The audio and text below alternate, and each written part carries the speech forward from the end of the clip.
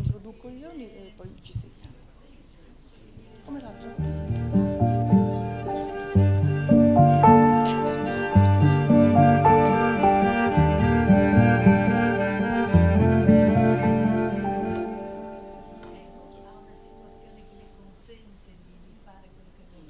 Allora, buonasera. Il tema che questa sera verrà affrontato da Marcello Montefiori, che è un accademico, ma è anche il professore ordinario di economia pubblica presso l'Università di Genova, dove svolge da tempo un'intensa attività scientifica e anche organizzativa. È il caso, per esempio, del fatto che presiede il master di secondo livello in economia e management in sanità, è membro del comitato scientifico dell'Accademia per il Management Sanitario e insomma ricopre una importante serie di cariche non formali ma che corrispondono alla sua alta competenza. Ha scritto numerose pubblicazioni internazionali e soprattutto i suoi contributi si concentrano su temi come la sostenibilità del sistema sanitario, l'innovazione tecnologica e le politiche pubbliche, con particolare attenzione all'economia sanitaria e alle diseguaglianze nell'accesso alle cure. Ed è proprio nell'ambito di questo ultimo punto di cui ho fatto cenno che Marcello Montefiori ci parlerà, perché affronterà il tema da una parte dell'importanza rivoluzionaria della trasformazione digitale nel settore sanitario e indubbiamente tutto ciò sappiamo che apre delle prospettive innovative nella prevenzione, nella diagnosi e nella cura delle malattie. Altresì però va sottolineato, come in particolare farà il relatore, che c'è il pericolo che si crei come dire, un divario, che ci sia cioè la possibilità da parte di una minoranza di avvalersi di queste innovazioni e che invece si crei quello che si può definire un gradiente sociale tra chi può accedere e chi non può accedere a questo, cioè accentuando le disuguaglianze fra le diverse fasce della popolazione.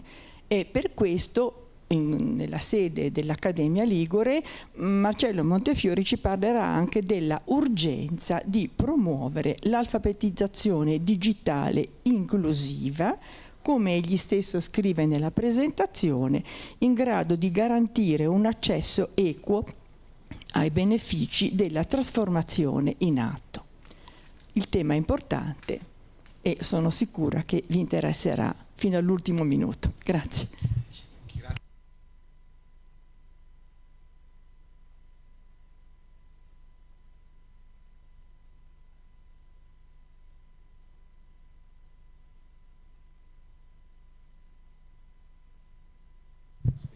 Adesso? Ok.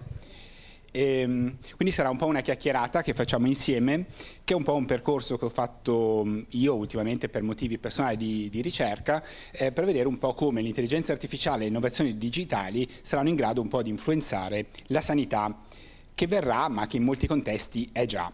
E questo lo caliamo nel contesto che più ci interessa, ovvero quali sono gli elementi che oggi sono cruciali, quali sono le sfide più importanti. Allora, la sostenibilità economica vuol dire poter continuare a permetterci la sanità così come la conosciamo oggi. È un problema perché? Perché i costi aumentano. Si parla di medicina personalizzata, vuol dire cure ad personam. Penso per esempio alle terapie igieniche CAR-T. Pensate, una sola terapia per una sola persona va abbondantemente oltre i 300.000 euro e non è certamente la più costosa. Quindi questa innovazione, questa personalizzazione delle cure implica maggiori costi. È stato stimato che negli Stati Uniti il 20% della richiesta di immissione in commercio di nuovi farmaci all'FDA, Food and Drug Administration, riguarda farmaci, medicina personalizzata. Quindi è lì che stiamo andando. Ma questo si collega anche ad altri problemi, ovvero la popolazione sta aumentando di età, sta invecchiando e correlata all'invecchiamento della popolazione ci sono le cronicità. Si stima che circa dal 70 all'80% di tutte le risorse della sanità sono assorbite da pazienti cronici. E questo va a influenzare ovviamente anche i ricoveri ospedalieri, gli accessi al pronto soccorso, c'è tutta una serie di aspetti importanti, ma se noi non riusciamo a garantire la sostenibilità c'è il problema dell'equità. Ovvero ci sarà chi potrà permettersi l'accesso alle cure, come oggi quando vediamo quando si ricorre alla sanità privata, ma questo non è equo, perché chi non avrà le risorse per farlo non potrà accedere a questo. E allora come si fa a essere più parsimoniosi? Si dovrebbe ridurre sulla qualità. La qualità costa e risparmiare in qualità è un modo per risparmiare, ma questo non è quello che vogliamo. Allora quello che dobbiamo fare è cercare di trovare il giusto mix, la giusta combinazione di soluzioni, e io adesso cercherò di vedere come l'innovazione digitale può andare in questa direzione per andare ad ottenere i risultati che noi vogliamo in termini di qualità, sostenibilità, ma anche di equità. Mi piace darvi qualche notizia un po' shock, un po' particolare, e qua cito due fonti, dove il primo ci dice che l'intelligenza artificiale nei prossimi 5 anni sarà in grado di far risparmiare dal 5 al 10% della spesa sanitaria negli Stati Uniti. E poi c'è un altro aspetto strettamente connesso e correlato all'intelligenza artificiale e alle innovazioni, che è quello della formazione dei medici. Bene, in questo studio si dice che circa il 6% di quanto oggi imparano i nostri medici in formazione sarà rilevante da qui a 10 anni. C'è tutta una serie di nuove terapie che cambiano, che il mondo, che la situazione, che è in un'evoluzione velocissima, e quindi ecco che un supporto, un aiuto da parte di questo tipo potrebbe essere davvero utile. Dove siamo in questo momento? Siamo di fronte a una rivoluzione che è la rivoluzione del dato. Okay? Industria 4.0, l'Internet of Things, l'Internet of Healthcare Things vuol dire dati che girano e che dobbiamo riuscire a gestire nel miglior modo possibile, tenendo anche conto però che il dato vuol dire rischio in termini di privacy, problemi anche etici quando si parla di dati sanitari, e tutto questo deve essere messo a sistema per individuare la giusta soluzione. Allora, che cos'è Internet of Things? Probabilmente molti di voi già lo sanno, vuol dire che ci sono dei device, delle apparecchiature intelligenti che dialogano fra di loro. Può esserci l'intervento dell'uomo, può anche non esserci, e tutto avviene attraverso sostanzialmente internet. È molto più semplice di quanto pensiamo, vi faccio subito degli esempi.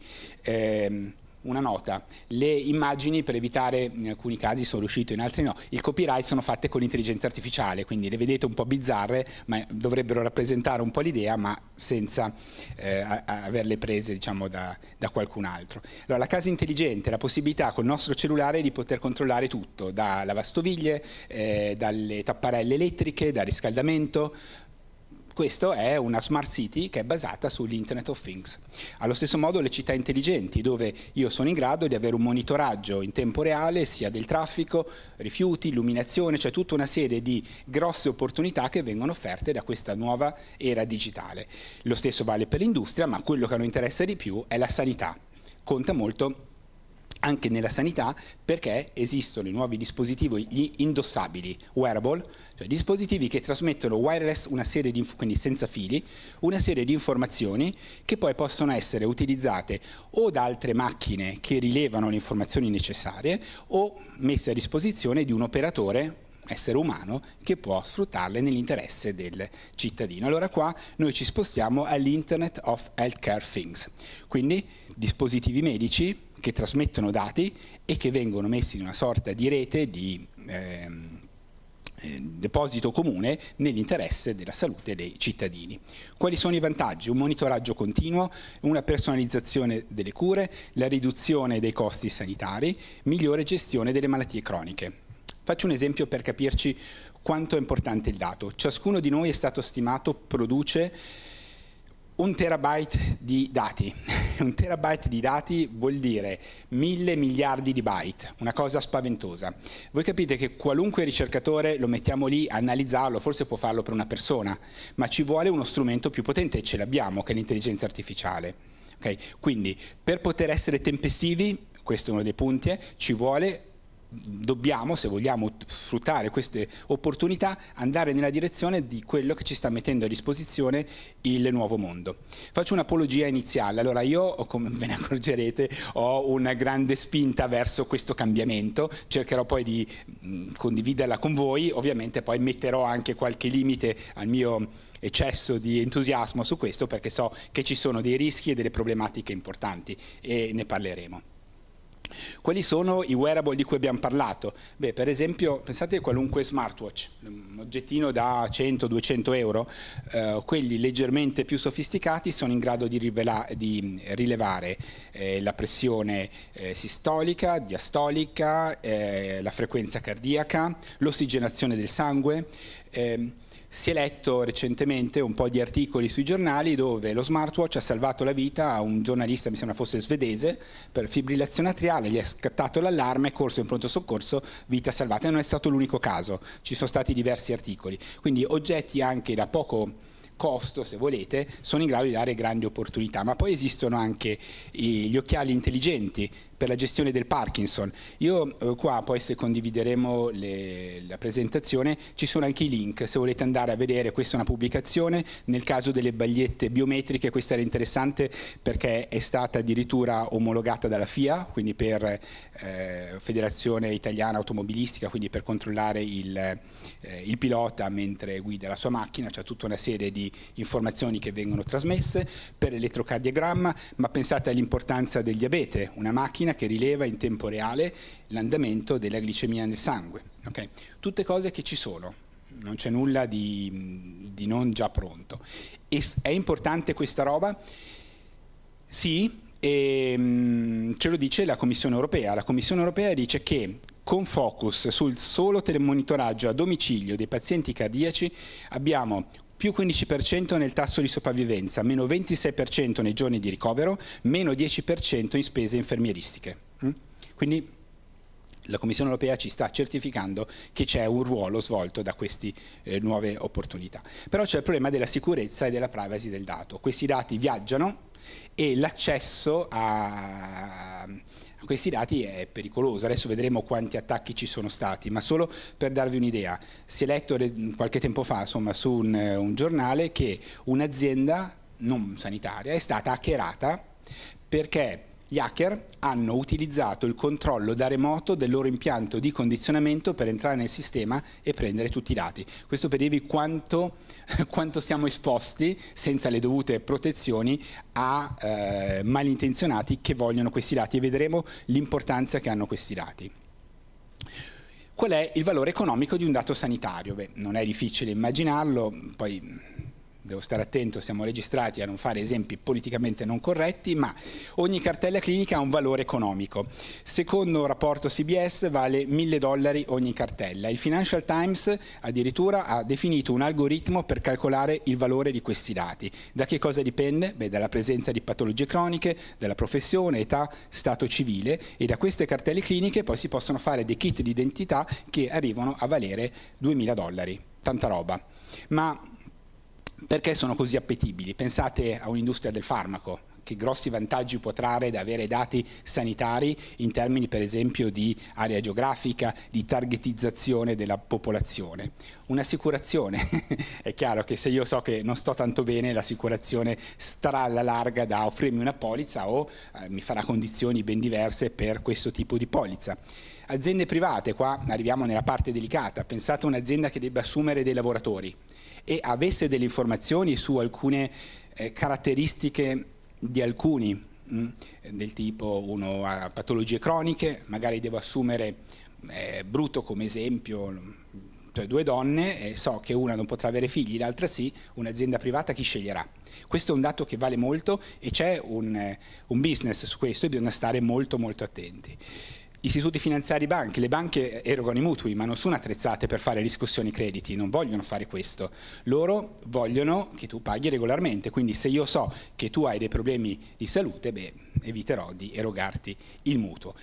Qual è il problema? Che siamo in sanità. La sanità si è stata catapultata in questo mondo sul cloud di informazioni necessariamente per il Covid. Il Covid ha imposto il distanziamento sociale, si doveva fare tutto a distanza, non c'erano alternative, ma non è attrezzata, non è un'agenzia per la cybersicurezza.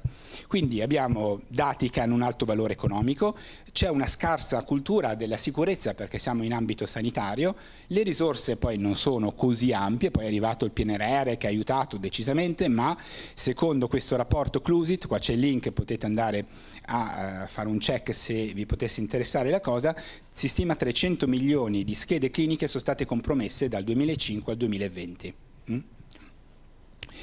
Questo andrò veloce, solo per dirvi che è un problema generale. Okay? L'Università di Genova recentemente tramite un server insomma, è stata hackerata, non è sanità. Ma se andiamo a guardare la sanità, Regno Unito 2017, attacco a 603 centri di cure primarie, 19.500 appuntamenti e 139 interventi urgenti soppressi. Stati Uniti idem, nel 2019 attacco all'AMCA, che è l'American Medical Collection Agency, sottratti 24 milioni di file, cartelle cliniche. Dove va poi tutta questa roba? Tipicamente sul dark web, dove io non sono mai stato, ma sarebbe interessante capire esattamente come funziona, ma non sono la persona giusta per questo. La stessa cosa in Germania, ma se andiamo in Italia non ve li elenco, ma guardate, non se la scampa nessuno. Allora, ci sono i vari ospedali, c'è l'Agenzia Italiana del Farmaco, ci sono anche aziende ospedaliere universitarie, insomma gli attacchi sono continui. Per esempio noi non siamo soggetti, o meglio noi, la sanità non è soggetta ad attacchi di hacker quali Anonymous perché loro sono guidati da un qualche loro ideale, quindi la sanità è lasciata fuori, ma tutti gli altri che hanno quale obiettivo il ritorno economico, ecco che la sanità è un ottimo bersaglio. Quanto costa? Beh, una volta che si entra col ransom, cioè entra una sorta di Trojan dentro il sistema, blocca tutto, se tu vuoi sbloccare ecco che devi pagare il riscatto. Secondo questo rapporto del 2021 dell'IBM, 9,23 milioni di dollari. È tanta roba? È poca roba? Ma se avete un ospedale di grandi dimensioni ha un valore della produzione che è 500 milioni, quindi si può fare. Certo che sono tanti soldi lo stesso, insomma. E voi dite, ma va pagato questo riscatto? Vi faccio questo esempio. Immaginate solo un pronto soccorso in blackout informatico. Si blocca tutto.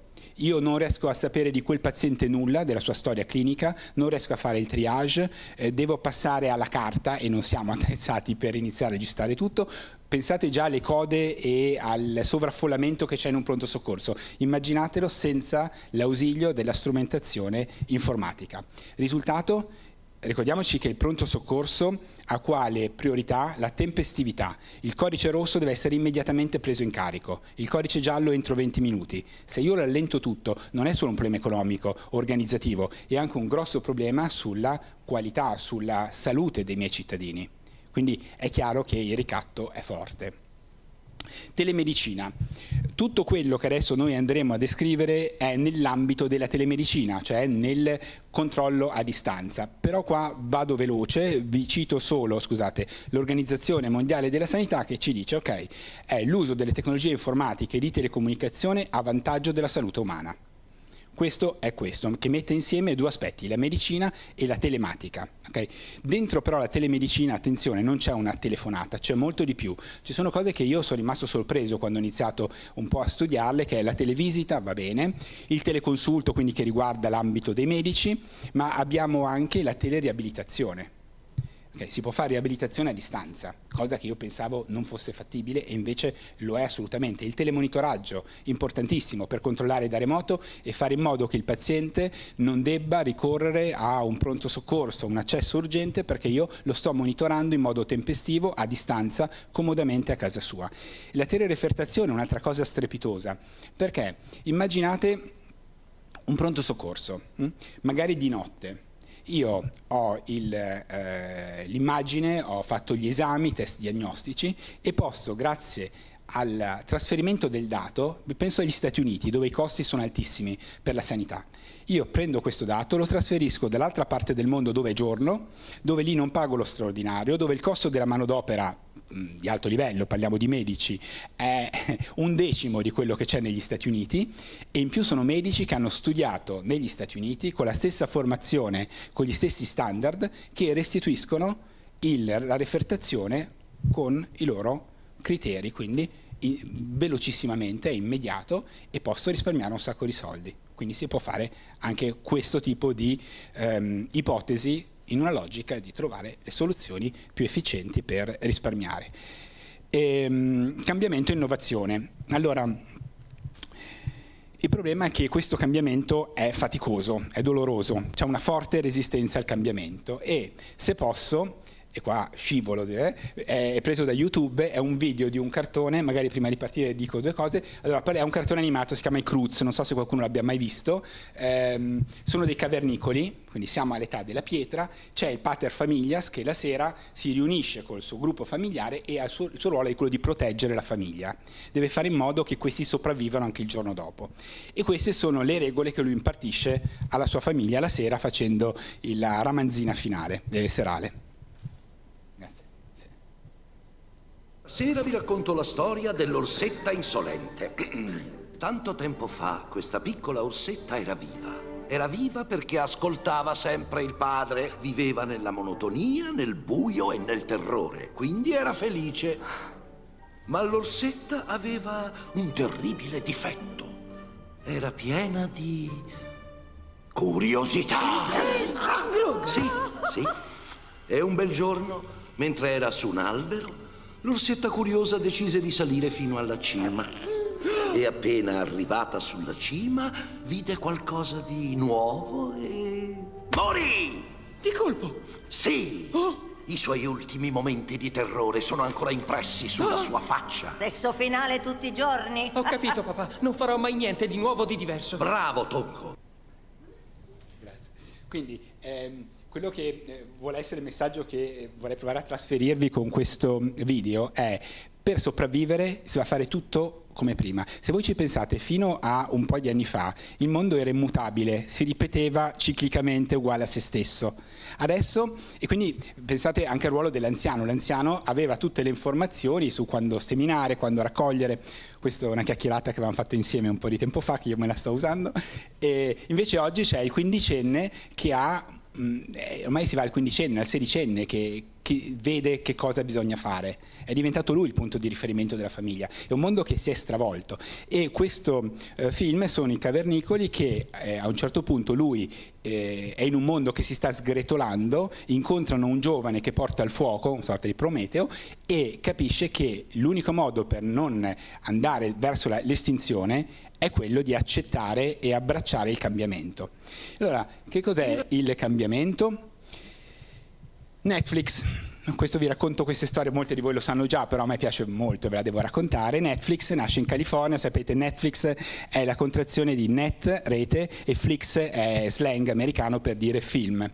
E come nascono? Loro hanno avuto l'idea di: io ordino il mio film tramite internet, prendo il DVD, lo mettevano per posta e lo spedivano. Hanno fatto una prova, ha funzionato, è andato bene, ma in parallelo c'era Blockbuster. Blockbuster nasce nell'85 e nel 2000 ha 4.800 negozi e punti vendita in 25 paesi. Io ho affittato fin da Blockbuster, penso molti di voi. Oggi non esistono più negozi di Blockbuster, è andato in bancarotta, o meglio, uno esiste, poi ve lo racconto. In realtà questi due destini si sono incrociati perché nel 2000 un certo Reed Hastings, Netflix, va da questo Antioco, CEO di Blockbuster, e propone la cessione. Lui dice no, perché? Perché è una cosa di nicchia e il prezzo è un po' troppo alto. Risultato, Netflix, questo è il Sole 24 Ore di aprile 2024, 93 miliardi, batte le attese con insomma un record di abbonati, e Blockbuster è confinato lì, in questo ultimo negozio che in realtà non affitta anche i film, ma in realtà è più per gadget. Lì c'è il link, se volete c'è questo video carino dove ci sono i nostalgici che vanno in questo negozietto dell'Oregon, ed è quello che c'è rimasto. Ecco, non ha saputo vedere il futuro, un mondo che stava cambiando e si è estinto. Okay. Che cos'è l'innovazione? Beh, l'innovazione è abilità di vedere il cambiamento come un'opportunità. Noi abbiamo di fronte grandi sfide, quindi non dobbiamo considerare tutto come una minaccia, devono essere sfide da accettare. E citando un economista, Schumpeter, dice: fare le cose vecchie in modo nuovo, questa è innovazione. Scegliete voi la versione che più vi piace, ma il mondo è già cambiato sotto i nostri occhi. Vado veloce perché il tempo è poco. Ecco che abbiamo dal motorino ciao, piuttosto che la vecchia macchina, a tutte auto e moto elettriche, quella è la Tesla, la macchina da scrivere. Ormai una volta voi andavate in una redazione del Secolo piuttosto che di altri giornali, c'era uno stuolo di persone che battevano a macchina, adesso non c'è più nulla di tutto questo, i giornalisti tipicamente sono a raccogliere le informazioni in giro e ce ne sono due che sono attaccati al computer per raccogliere dai social le informazioni che arrivano dalla rete sostanzialmente. Penna calamaio, la cartolina, anche la cartolina, ormai è difficilissimo trovare cartoline in giro, si usa WhatsApp, Telegram, Signal, tante altre soluzioni, non più questo. Anche il gioco dei bambini è cambiato, adesso stanno insieme ma sono isolati con il loro cellulare, e le macchine fotografiche, questo era un laboratorio così come me l'ha voluto rappresentare l'intelligenza artificiale, ormai è il cellulare che sostituisce tutto. Qua devo fare outing, io sono stato credo uno degli ultimi a sviluppare in una specie di piccolo laboratorio le fotografie, anzi erano le diapositive, quindi c'era il negativo a colori e poi con l'ingranditore lo stampavo. Ogni foto è arrivata a costarmi 10 euro, ho capito che è inutile rimanere attaccati al passato perché tanto in qualche modo poi alla fine passa. Questa è un'evoluzione che a me piace molto, del telefono, che poi intorno al telefono ruota molto del nostro nuovo mondo, anche quello sanitario. Le cabine telefoniche ormai introvabili, se voi andate in Scozia o nel Regno Unito in generale li trovate come cimeli dove li lasciano giusto per i turisti. Poi il primo telefonino, una roba enorme, pachiderma, dove nel bagagliaio mettevo questa scatola e davanti dove c'è il frenamano c'era il mio telefono con cui potevo parlare e l'antenna sopra il tetto, quindi solo da auto. Per poi iniziare la miniaturizzazione, telefonini sempre più piccoli perché dovevo metterli in tasca e non accorgermi del loro peso, ma poi il telefonino è diventato un computer. All'inizio esistevano solo Nokia e Motorola, adesso il Nokia non c'è più, c'è ancora un po' il Motorola, perché? Perché facevano telefonia, serviva altro, serviva informatica, serviva software. Ecco che arrivano i nuovi iPhone, Samsung e inizia il gigantismo, sempre più grandi per arrivare a telefonini che si aprono e diventano dei tablet. Perché? Perché adesso io col telefonino faccio tutto, compreso leggere i giornali, anzi questo lo vediamo se lo anticipo quello che viene dopo. Cosa ruota intorno al nostro telefonino? Questo per dirvi quanto c'è cambiato sotto gli occhi il nostro mondo. Guardiamo i film in streaming, compreso Netflix, Disney Plus, eccetera, eccetera. Tutti i social, ormai la socialità è fatta anche grazie al telefonino, grazie a Facebook, Instagram, LinkedIn, eccetera. Sempre col telefonino si va in banca. Io non mi ricordo di essere più stato in banca, si fa tutto ormai da casa e lo si può fare al telefonino. La mattina leggiamo i giornali, abbiamo la rassegna stampa o addirittura i giornali sfogliabili e io lo faccio dal telefonino. Oppure controllo della casa dal telefonino, è diventato un'estensione di noi, è parte di noi. Oppure qua ho la mia agenda, la mattina io guardo cosa mi dice il telefonino e so cosa farò quella giornata. Devo andare da qualche parte? Non ho bisogno più dello stradario, il mio telefonino, Google Maps piuttosto che via Michelin o altre soluzioni, mi danno il percorso e mi guidano per arrivare a destinazione. Poi c'è tutti i documenti che condividiamo con gli altri on cloud, c'è la posta elettronica, ci sono i webinar, le conference che facciamo a distanza, c'è la firma digitale e c'è tanta altra roba che non ho citato, ma arriviamo all'aspetto sanitario. Allora, la telemedicina e i consulti a distanza si possono fare tramite il telefonino. C'è il monitoraggio della salute in tempo reale, poi vedremo quando parleremo di smart pills in che ruolo importantissimo hanno e possono avere i telefonini. Ci sono i promemoria per farmaci e terapie che mi arrivano dal telefonino. C'è l'accesso alle cartelle cliniche elettroniche, si parlava prima con il presidente del Simplex che abbiamo noi in Liguria, posso vedermi tutte le mie informazioni dal telefonino che riguardano i miei servizi sanitari che ho ricevuto. C'è il problema del fitness, della prevenzione, c'è le app apposta per gestire malattie croniche, c'è il tracciamento e il contenimento delle epidemie. Vi ricordate durante il Covid che col telefonino ci dicevano sì, tu hai o non hai il tampone, sì, tu hai o non hai fatto il vaccino, entri o non entri nel ristorante, e noi stessi potevamo scaricarci l'app e vedere gli altri in che condizioni erano. In caso di emergenze ci arriva immediatamente la comunicazione tramite telefonino, quindi supporto per eventuali emergenze mediche. E allora ecco che è cambiato anche completamente il ruolo del medico. Prima c'era questo contatto umano diretto, adesso c'è un muro, una separazione. Il medico è lì, il chirurgo è lì, il paziente è un po' più in là, ma potrebbe essere, adesso lo vediamo, molto più distante di così. Quindi non c'è più un contatto diretto, okay? Si è in una specie di videogioco. Metaverso. Non so se probabilmente molti di voi già ne hanno sentito parlare. Che cos'è il metaverso? È una realtà molto immersiva, virtuale, dove tipicamente con un visore VR, quindi realtà aumentata, io entro in un altro mondo virtuale che non esiste, dove io posso interagire con gli altri.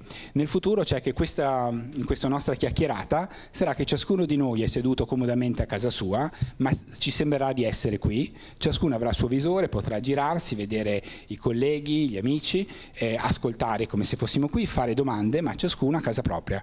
Ci sono le aziende che hanno investito veramente milioni, se non miliardi di euro, di dollari in metaverso, cioè in spazi, penso alle Griff della moda, dove come funziona? Io vado col mio visore, entro si possono fare nomi commerciali? Sì. Nel negozio di Louis Vuitton, mi guardo la mia borsa, ovviamente non potrò toccarla, ma ci sarà la commessa che me la mostra in tutti i suoi aspetti. Se mi piace, o mi fa vedere tutte quelle che ci sono, se mi piace, ok, la compro, e poi però gli voglio una carta di credito vera. I soldi, quelli non possono essere virtuali.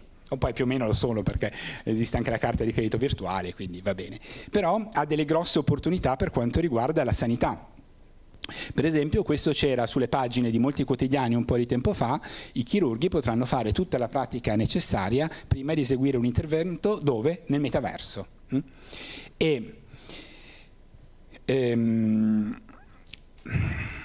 Noi abbiamo qua il CIMAV, il centro, quello con li chiamo manichini, ma improprio perché hanno un valore economico altissimo. Sostanzialmente, mettendo dei guanti che rilevano la mia posizione, con un software adeguato, io posso, almeno una prima fase di esperienza, di prova, lo posso fare in un contesto dove il paziente reagirà a tutti i miei errori, ovviamente dipenderà dalla qualità del programma, e imparo, faccio un po' di esperienze senza colpo ferire rispetto a un paziente, un apprendimento diciamo in un contesto particolare, ma davvero molto immersivo. Non so se qualcuno di voi ha già provato questi visori.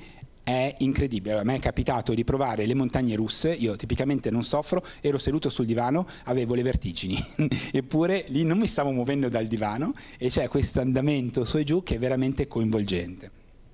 Allora, ecco che qua, di nuovo, questo metaverso deve collegarsi a quello che abbiamo detto prima, l'Internet of Healthcare Things, dove in questo contesto io posso fare una visita a distanza, telemedicina di tipo avanzato, dove da un parte c'è il paziente che sembra di essere in contatto diretto col medico, e in più tutte le informazioni necessarie disponibili in tempo reale. Allora, è stato applicato per esempio in questo progetto Brave Mind, parliamo di 10 anni fa, dove i reduci veterani, chi viene fuori da una guerra, ha ovviamente problemi psichici importanti, e nel caso degli Stati Uniti i militari non tornano tutti negli Stati Uniti, vengono poi sparpagliati in tutto il mondo. Ecco che grazie a questo metaverso, questa realtà molto immersiva, è stato portato avanti questo progetto di trattamento, di cura, di assistenza di questi pazienti in uno scenario che è quello che è consentito da una realtà virtuale. Quindi dovunque io mi trovi, sono in questo luogo creato ad hoc con tutte le caratteristiche necessarie affinché sia efficace per quanto riguarda il mio trattamento, e lo posso fare con un unico centro e tutti sparsi in tutte le parti del mondo addirittura. però anche a Chiavari l'abbiamo fatto. La S4 chiavarese, unico caso in Italia, ha utilizzato il metaverso in carcere, cioè per avvicinarsi ai pazienti e trattarli da remoto, quindi il medico sta a casa sua, il detenuto sta in carcere, ma gli si crea un contesto in qualche modo piacevole che può permettergli di rilassarlo, e poi la cura e la visita medica. Ospedali virtuali, ma possiamo addirittura parlare di ospedali virtuali? Ha senso arrivare a questo? E soprattutto perché arrivare all'ospedale virtuale? Beh, perché abbiamo dinamiche demografiche importanti che determinano una serie di problemi vari, ma un grosso problema è la carenza, che conosciamo tutto, dei professionisti sanitari, sia medici sia infermieri, e soprattutto un sovraccarico del loro lavoro, quello che viene definito burnout, che poi altro non è che stress da lavoro. Ecco che servono nuove soluzioni, e gli ospedali virtuali, poi vedremo anche un budget impact analysis su questo, possono darci un po' di aiuto in questa direzione. Ma esistono ospedali virtuali? Perbacco. Negli Stati Uniti è dal 2015, ok, che nasce del 2015, è un ospedale nel Missouri, è il Mercy Hospital, 4 piani, 11.000 metri quadrati, 330 tra medici e infermieri, 160 postazioni di lavoro, 600.000 pazienti, di cui 10.000 assistiti ogni giorno, 44 ospedali gestiti per acuti in 7 stati, neanche un posto letto, almeno in origine era così, poi adesso credo che un po' di posti letto ci siano stati aggiunti. E guardate dov'è, allora lì siamo nel Missouri, seguo mente ospedali nel Missouri, ma anche in Arkansas, nel Kansas, North Carolina, Oklahoma, Pennsylvania, South Carolina, e basta. Sono i 7 stati che vengono assistiti da un unico ospedale virtuale. Ma voi dite, gli Stati Uniti sono avanti, sono solo loro? No, ce ne sono altri, ma dopo ho sbagliato con la programmazione. Che cosa ci dice l'ospedale virtuale? Beh, ci dice che il nuovo ruolo del medico potrebbe cambiare. Non è più un ambulatorio, meglio, ci sarà anche l'ambulatorio, però io sarò in uno studio con tanti visori, con tanta strumentazione, con un contatto diretto con il mio paziente, che può essere tramite una webcam semplicemente, oppure potrebbe essere invece giusto con una realtà aumentata, metaverso, di cui abbiamo parlato prima, ma io avrò lì a disposizione tutte le informazioni, la sua storia clinica e tutto quello che mi occorre, e in più con i wearable, gli indossabili, questi io posso dire, ok, tu magari aiutato da un caregiver, indossa questo, così mi trasferisci le informazioni che mi occorrono per la pressione, per la glicemia o quello che è necessario per la cura del paziente. Ci sono però tanti altri esempi, ce n'è uno in Australia, uno negli Stati Uniti, di nuovo la Mayo Clinics Advanced Care, c'è a Israele il Sheba Medical Center Virtual Hospital. Vado veloce, poi con le slide andate nel dettaglio, era solo per dirvi quante esperienze già ci sono. Qua siamo di nuovo in Australia, a Sydney, e poi l'Amberville Hospital che sta in Canada, a Toronto. Attenzione, ho sottolineato il machine learning, ok, che vuol dire che noi, tutto quello di cui stiamo parlando ora, ha senso, dagli indossabili agli ospedali virtuali, se possiamo utilizzare e gestire i dati. Tutto è basato sull'utilizzo dei dati, e machine learning, deep learning, tutti gli strumenti per analizzare questi dati implicano che io i dati devo poterceli avere, utilizzare e metterli a frutto per andare nella direzione dell'interesse della salute dei cittadini, ricordandoci i rischi che abbiamo di malintenzionati o di cyber attacchi in generale per avere questi dati di così grande importanza. Questa è l'analisi che è stata fatta in Olanda per l'ospedale virtuale. Perché? Perché c'è una letteratura che si contraddice molto, ci sono molti contrasti, ovvero c'è chi dice che non è economicamente conveniente investire così tanto nelle nuove tecnologie, c'è chi invece dice di sì. Questo è uno, ce ne sono tanti altri, ma questo mi sembrava abbastanza anche vicino a noi perché si riferisce all'Olanda. Bene, assolutamente dice che se l'ospedale virtuale riguarda un solo reparto, lasciamo perdere, non è economicamente conveniente, perché nel primo anno ci fa aumentare i costi di 180.000 euro, nei 5 anni che l'orizzonte temporale è considerato addirittura si va oltre 2 milioni di euro. Se però spostiamo a 2 reparti, ecco che la perdita c'è, ma diminuisce, ovvero abbiamo in 5 anni solo 410.000 euro di perdita. Ma se noi aumentiamo, le reference sono queste che vedete, BMJ Open, ok? Quindi se volete poi l'articolo originale lo potete recuperare da lì. Allora qua le cose cambiano, ci dice sì, se noi abbiamo un intero ospedale, il primo anno ci sono degli investimenti, dei costi, bene, si sale di costi di circa 474.000 euro, però nei 5 anni riusciremo a determinare un risparmio di ben 6,2 milioni di euro, tanta roba. E dove li abbiamo queste riduzioni di costi? Lo leggiamo lì: riduzione dei turni degli infermieri, meno turni diurni, meno serali, meno notturni. Quel famoso affaticamento e questa scarsità della risorsa del personale sanitario, ecco, che ci può venire in aiuto. Loro poi hanno esteso, attraverso una simulazione, all'ipotesi che tutti gli ospedali in Olanda fossero virtuali, quello che viene fuori è un risparmio molto importante, ovvero dello 0,1% di tutta la spesa sanitaria dei Paesi Bassi, un risparmio nei 5 anni di 445 milioni di euro. Allora qua ci ricolleghiamo a quei problemi visti in origine della sostenibilità. Ecco che se questa è una direzione ed è ancora, questo non è che chiude il discorso, è ancora una problematica aperta, però è uno degli studi che si inseriscono in questo contesto e dovranno dirci in che direzione andare. Chirurgia a distanza, di nuovo questo è un aspetto interessante, e qua siamo tanti anni fa, nel 2019, è stato fatto un intervento chirurgico dove il chirurgo stava in un'isoletta della Cina, Hainan, e ha operato un paziente che stava a Pechino, nell'ospedale di Pechino, questo l'ho fatto io con Google Maps, circa 3.000 km di distanza. E siamo nel 2019. E perché è importante la chirurgia a distanza di questo tipo? Pensate solo, purtroppo ormai molto diffusi, i contesti di guerra. Il medico può stare in un ospedale, c'è i robot, ci sono le tecnologie portate sul campo di battaglia, ecco che si può operare a distanza, e qua è un caso, infatti nasce sostanzialmente in questo contesto, ma di grande utilità. Ma abbiamo un italiano che è Alberto Breda, questo siamo nel 2024, quindi a fine dell'anno scorso, della seconda parte dell'anno scorso, che lui ha fatto addirittura un intervento transcontinentale, cioè da Bordeaux fino di nuovo sempre in Cina, a Pechino, e sono 13 ore e 45 minuti di aereo, di nuovo con le distanze chilometriche si parla di 8.683 chilometri, tanta roba, e l'intervento è stato fatto quindi da Bordeaux all'altra parte del mondo. Che cosa serve per fare un intervento di questo tipo?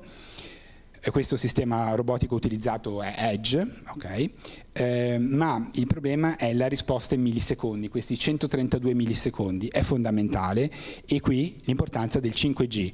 È un po', io ovviamente non sono un medico e ne capisco molto poco di medicina, ma la mia spiegazione mi era capitato, una volta avevano fatto qui delle presentazioni di questa robotica, e si è effettivamente in questa specie di videogioco, si hanno i joystick e si dovrebbe fare un intervento chirurgico. Nel mio caso mi avevano fatto prendere un oggetto e spostarlo da un'altra parte, quindi niente di pericoloso per nessuno, ma è un po' come quando io devo aprire una finestra con Windows, non mi si apre e ci clicco tante volte e mi si apre 10 volte.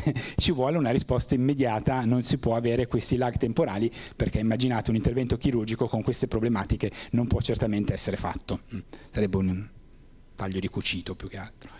Ok, Robot Da Vinci, nonostante il nome non c'entra nulla con l'Italia, nasce nella Silicon Valley, è normalmente utilizzato qui, ma il passo successivo che voi penso vi starete già domandando è: vabbè, ma potrebbe esserci un robot che fa tutto da solo senza l'intervento dell'uomo?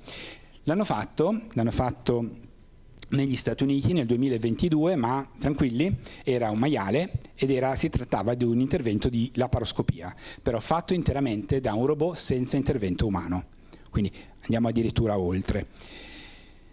Ok, torniamo alle tecnologie digitali per mettere in relazione alla non aderenza. Che cosa significa non aderenza? Io prendo le medicine e si spera che funzionino, ma se non le prendo sicuramente non possono funzionare.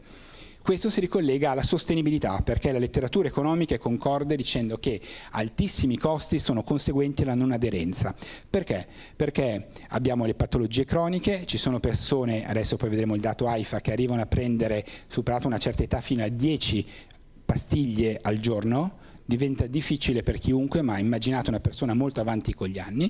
Non essere aderenti cosa vuol dire? Che il farmaco non può fare effetto. Pensate poi ai silent killer, sono patologie che non danno sintomi fino a che la situazione diventa ormai compromessa. Penso a certe patologie del fegato o anche del cuore, e il risultato può essere o ricovero o l'accesso a pronto soccorso, un aggravamento della condizioni di salute, un ricovero ospedaliero o addirittura la morte. Questi sono costi, anche in ambito economico tutto ha un valore economico, compreso la perdita di vite umane, compreso il peggioramento della salute.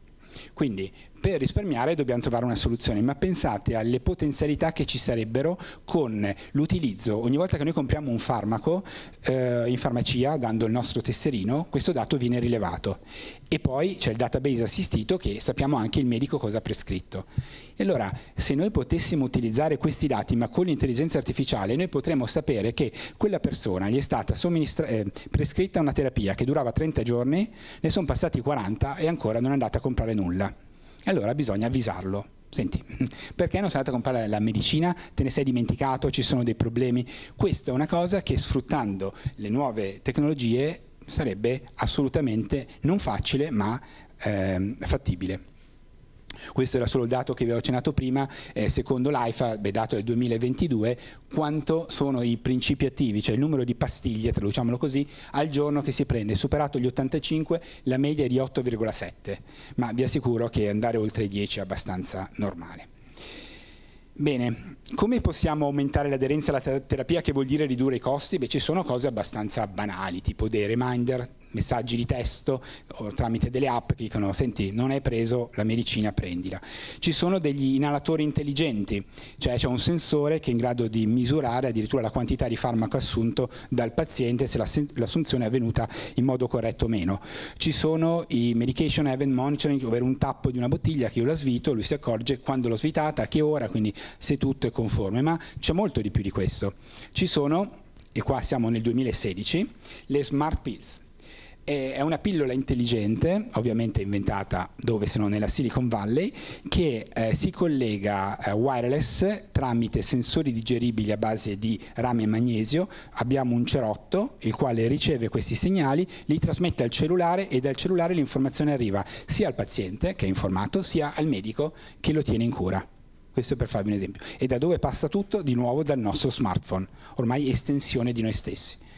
Questo invece è sperimentale, che io sappia ancora non è stata commercializzata, però una pillola fatta con le stampanti 3D che si attivano dei bracci che si agganciano allo stomaco e rileva la necessità o meno, per esempio pensate c'è un'infezione batterica, ecco che rilascio l'antibiotico perché è necessario rilasciarlo, altrimenti no. Quindi, di nuovo, tutto questo collegato wireless attraverso di nuovo delle delle sostanze che possono essere digerite di rame e magnesio, che trasmettono l'informazione, e poi da lì tutto viene gestito. Intelligenza artificiale, questo è un aspetto che non si poteva trattare, anche se devo un po' accelerare. In che cosa? Ma ha tantissimi impieghi nella diagnosi del cancro. Vi faccio solo esempi un pochino più eclatanti dal mio punto di vista. Oftalmologia, hanno utilizzato l'intelligenza artificiale per addestrarla a riconoscere sintomi preliminari di una patologia grave della retina che ha portato alla cecità. Quindi erano pazienti che avevano problemi di vista, quindi avevano le informazioni storiche di questi pazienti, e sono arrivati tutti alla cecità perché i medici non sono stati in grado di rilevare quei segni premonitori molto difficili da cogliere. Okay? L'intelligenza artificiale ce l'ha fatta, ben addestrata riusciva a farlo, quindi immaginate l'utilizzo, l'importanza che ha. Io in una delle mie prove che faccio con gli studenti, in realtà sono medici, quindi un po' avanzati. Avevo chiesto a un medico di prepararmi un caso clinico, anzi 3 casi clinici, uno facile, vuol dire una patologia molto diffusa, uno medio e uno di una patologia rara. Poi è arrivato tardi e mi ha dato tutta la storia clinica, tutte le informazioni, tutti i risultati dei test su un paziente, ovviamente senza nomi e cognomi, e fra l'altro pure di un'altra regione. Li abbiamo dati in pasto non all'intelligenza artificiale giusta, che sarebbe per esempio MedGemini, è fatto apposta per la sanità, ma ChatGPT, che non è fatto per fare questa roba. Alla prima ha individuato, ha fatto la diagnosi corretta di una patologia rara. Allora, immaginate l'utilità che può avere un supporto di questo tipo, ma qua è un vantaggio ma anche un rischio. Dov'è il rischio? Che il medico si affidi e dica me l'ha detto il computer e non si assuma più la sua responsabilità. È lui che deve essere responsabile e decidere se è la cosa giusta o quella sbagliata, ma è pericolosissimo, perché quando noi abbiamo una macchina che di solito fa la cosa giusta rischiamo di essere un po' distratti e avvallarla. È un po' l'idea, pensate alle Tesla, le macchine che si guidano da sole, quelle di Elon Musk, okay. Se fa un incidente e uccidesse qualcuno, e negli Stati Uniti si può, da noi per fortuna ancora no, ma io non sto guidando perché guida la Tesla, chi è colpevole? La macchina? No, perché la responsabilità penale deve essere di qualcuno, ma io non stavo guidando, è la Tesla che lo faceva. Quindi c'è tutto un mondo di problematiche che deve essere analizzato, capito e gestito in qualche modo, regolamentato in qualche modo. Però le potenzialità sono enormi. Allora, sull'equità, che fra l'altro mi scuso con la prof Rollandi, lei l'ha messo fra devo andare veloce perché ho proprio poco tempo, però sappiate che la malattia non è equa. Le patologie croniche si concentrano di più sulle fasce meno ricche, meno istruite della popolazione. Questo è oggettivo, abbiamo i dati, l'abbiamo visto, ce lo dice l'Istat in continuazione, lo stesso è successo per il Covid, quindi le patologie tipo alcune malattie oncologiche sì, si distribuiscono in modo equo, ma le cronicità che sono riferite allo stile di vita, anche al tipo di lavoro che uno svolge, non sono eque. Quindi questo aspetto di come dire, gradiente sociale è importante. Allora pensate alle nuove tecnologie, sono appannaggio di tutti, è chiaro che ci può essere una fascia della popolazione che ha più difficoltà. Allora io utilizzo questo studio che riguarda in particolare il Covid, utilizzando un indicatore di digitalizzazione, è il DESI, molto noto, ma scusate passo veloce, per darvi le informazioni che vengono fuori. Allora noi abbiamo sull'asse verticale il livello di digitalizzazione, uso potenti strumenti, okay, il livello di digitalizzazione del paese. Sull'asse orizzontale questo ci dice quanto l'individuo è digitalizzato, quindi alfabetizzazione digitale, e qua riguarda un peggioramento generale della salute, qua invece malattie di tipo mentale, tipo depressione, tristezza, eccetera. Quello che viene fuori, questo risultato veramente allarmante, è che guardando il totale, chi ha un livello di istruzione più alto ha 9,36%, chiamiamola di probabilità, anche se non è proprio precisissimo, di avere un peggioramento di salute, contro ben il 15%. È una differenza davvero notevole, ok? Quindi quasi il 9% di individui con competenze digitali segnalano sintomi, cioè il 9% in meno di chi ha le competenze segnala questo tipo di sintomo, quindi ci sta proteggendo dalla malattia, se vogliamo leggerla così. E andando a guardare qualche dato particolare, tipo qua abbiamo la telemedicina, qua è l'utilizzo di cose elettroniche, quello che viene fuori è un'altra informazione importante, ovvero questo è un confronto a livello europeo e ci dice questo, che attenzione, se il paese investe tantissimo in digitalizzazione per la pubblica amministrazione e per la sanità, ma al contempo non c'è la popolazione che viene adeguatamente formata, il rischio è di accentuare ulteriormente questo divario sociale. Infatti nei paesi dove c'è meno, andiamolo per esempio qua il paese è con un basso livello di digitalizzazione, la differenza tra chi ha alto livello di digitalizzazione e basso livello individuale è del 4,6. Se invece il paese ha ad alto livello di digitalizzazione, questo gap aumenta e diventa del 7,8. Okay? E lo stesso lo vediamo in altre informazioni che noi vediamo qua. Quindi quello che emerge, che è un messaggio un po' per me lo interpreto come un po' pericoloso da attenzionare, è: attenzione, non basta puntare solo su un pezzo del sistema, deve essere tutto il sistema che va avanti insieme, compresa la popolazione, altrimenti certo ci sarà qualcuno che starà molto meglio, ce lo dice qua, ma tanti altri invece rimarranno abbandonati e rimarranno indietro. Bene, questa è la sintesi di quello che ci siamo già detti e sono in ritardissimo, arriviamo alle conclusioni. Questo è un articolo su Lancet che mi piace citare perché dà informazioni molto tristi, nel senso, con riferimento all'Italia, dice: attenzione, c'è una frammentazione del dato, non esiste un sistema unificato e centralizzato per condividere le cartelle cliniche, l'interoperabilità, cioè questa possibilità di scambiarci i dati, non c'è, le regioni vanno un pochino per conto loro e talvolta anche gli ospedali. Pensate alla mobilità: io posso andare a curarmi dove voglio, nella mia regione o in Italia, ma se io vado in un'altra regione e loro non hanno accesso alle mie informazioni, magari mi ripetono gli esami. Ma per esempio fare tante volte i raggi X non è tanto salutare, se io ho già il risultato meglio evitarlo. E allora tutto questo oggi è fattibile, ma io cito l'articolo di Lancet così mi deresponsabilizzo, dice che siamo molto lontani da questo traguardo. E quindi rifare anche l'esame, oltre al danno per la salute, oltre al problema della tempestività della cura, è anche un costo. Noi qua guardiamo anche l'aspetto della sostenibilità, è un costo inutile. Ricerca scientifica, di nuovo la privacy, io vi ho detto quanto è importante la privacy, sicuramente va tutelata, ma oggi la privacy sta bloccando molta della ricerca scientifica, lo dice il Lancet, meno 15% di studi scientifici autorizzati.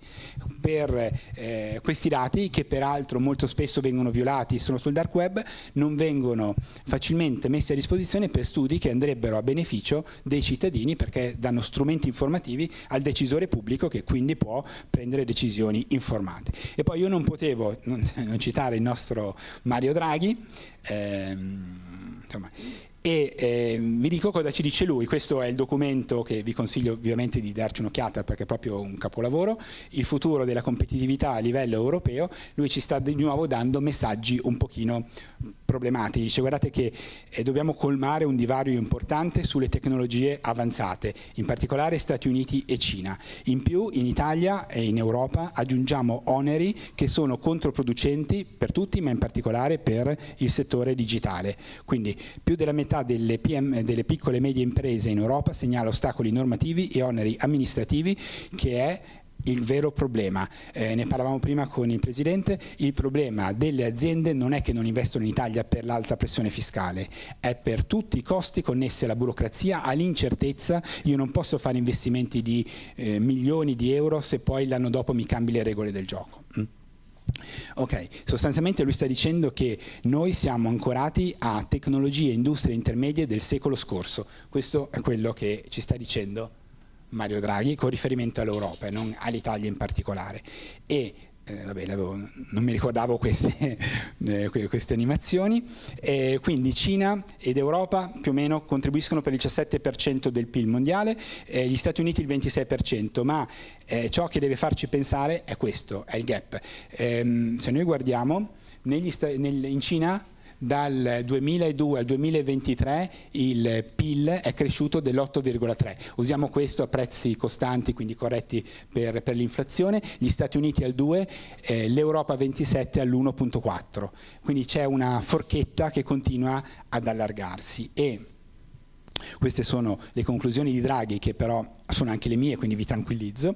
Il divario di produttività è il principale fattore che ci allontana dagli Stati Uniti, è quello sulle tecnologie. Se noi escludessimo la parte delle tecnologie, più o meno siamo andati uguale, ma nelle nuove tecnologie c'è questa distanza enorme fra noi e loro.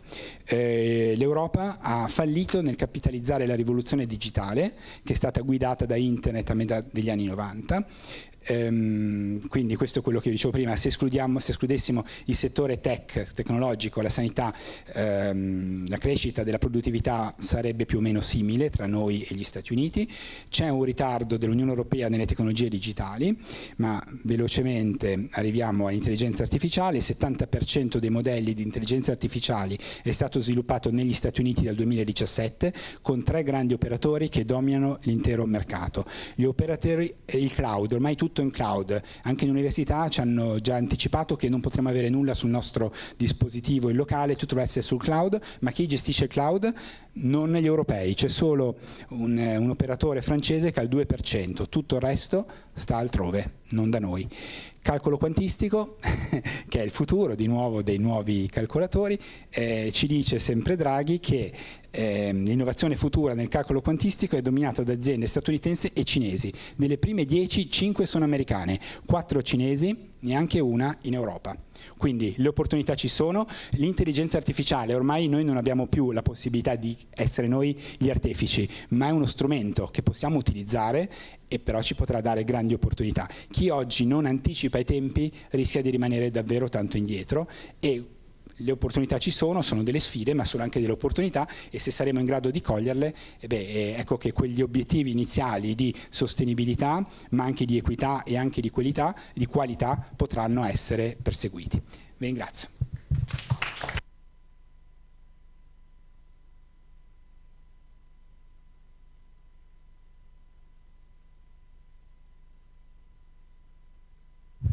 No. Allora, molte grazie a Marcello Montefiori. Ci sono delle domande?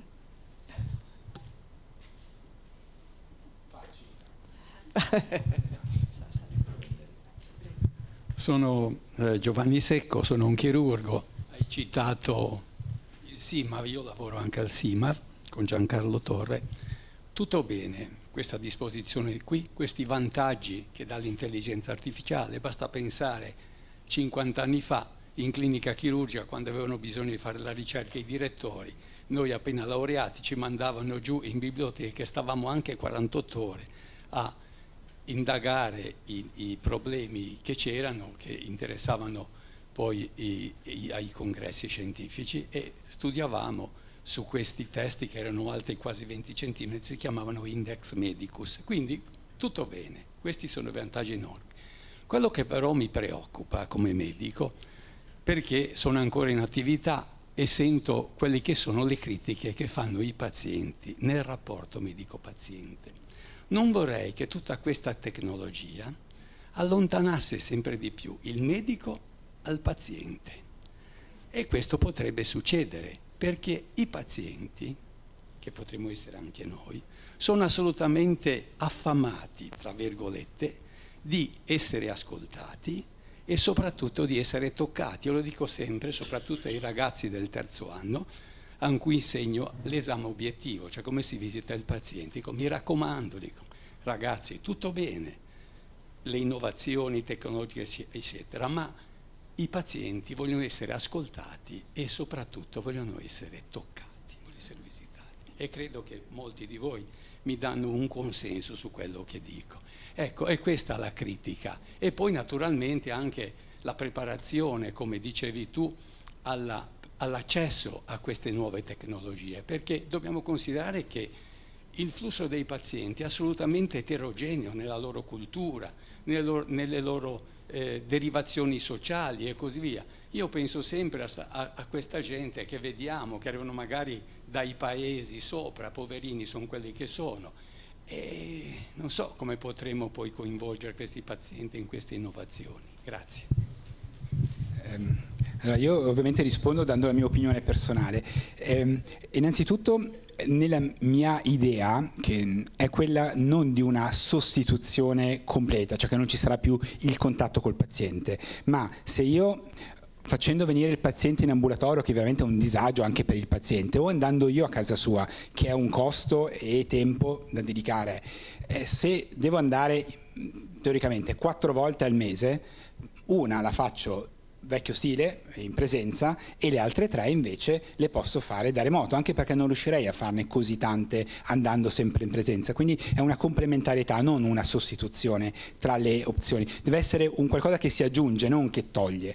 L'altro aspetto invece del contatto fisico, no, non sono d'accordo, non posso dire nulla, ma sull'empatia io vi invito, se volete vi mando i link, a vedere delle dimostrazioni fatte da Altman, che è un ragazzino giovane, però è chi ha a capo di ChatGPT, per capirci, dove se voi avete ChatGPT potete anche provare a dialogare con ChatGPT e chiedergli di dire un qualcosa, di dare una brutta notizia in modo molto gentile.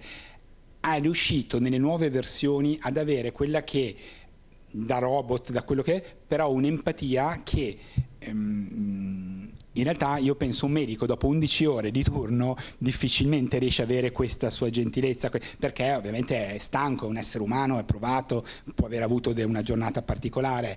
Il robot no, il ChatGPT o questa voce continua a avere la sua gentilezza, la sua tono, e purtroppo non abbiamo il tempo, ma veramente vi invito a vedere la presentazione della nuova versione di ChatGPT, oppure adesso non lo facciamo, ma voi provate a chiedere a ChatGPT di fare una conversazione e lui parlando in dialetto napoletano. È veramente simpatico e riesce a creare molta anche dolcezza. È chiaro che non c'è la carezza o il contatto umano, però c'è comunque qualcosa e si sta andando in quella direzione di creare sempre più link. Sempre in università un collega che ha fatto degli studi, addirittura non con questa intelligenza artificiale ma con un robot, dice che dopo un po' l'anziano per long term care, quindi l'assistenza, e lui doveva interagire non a voce ma con un tablet attaccato a questo robottino che si chiama Pepper, dopo un po' si abitua e inizia a trovare comunque piacere e conforto nel parlare, nel comunicare con questo robot, che impara i suoi gusti, non gli chiederà mai, non so, se vuole la pizza, se gli aveva già detto che odia la pizza, e quindi si crea una sorta di legame, di possibilità di interazione che chiaramente non è come quella umana, ma può essere un surrogato in tanti contesti in cui altrimenti, per esempio, l'anziano sarebbe solo. Comunque c'è qualcosa, meglio qualcosa di nulla. Quindi sono d'accordo assolutamente, infatti bisogna mettere i giusti paletti, i giusti limiti, ma può essere un qualcosa in più. Soprattutto io vedo in questa roba la possibilità di sgravare i medici, e spero anche gli universitari presto, da tantissima burocrazia, da cose inutili che occupano la gran parte della giornata. Noi abbiamo fatto uno studio sul pronto soccorso di un ospedale genovese, dove su 15 minuti che il medico di ricovera al paziente, in realtà vicino al paziente ce n'era 5 o 6, il resto era scrivere al computer, a compilare dati. Se questo potesse essere fatto da qualcosa in modo molto più rapido, ecco che io invece di starcene 5 con il paziente sto 10 con il paziente e 5 lontano a scrivere tutto quello che c'è da scrivere. Cioè bisogna cogliere, per come vedo io, le opportunità, ovviamente ricordandoci che non è la panacea di tutti i mali, però è una grossa opportunità che, se la riusciamo a mettere nella direzione giusta, può darci un bel contributo.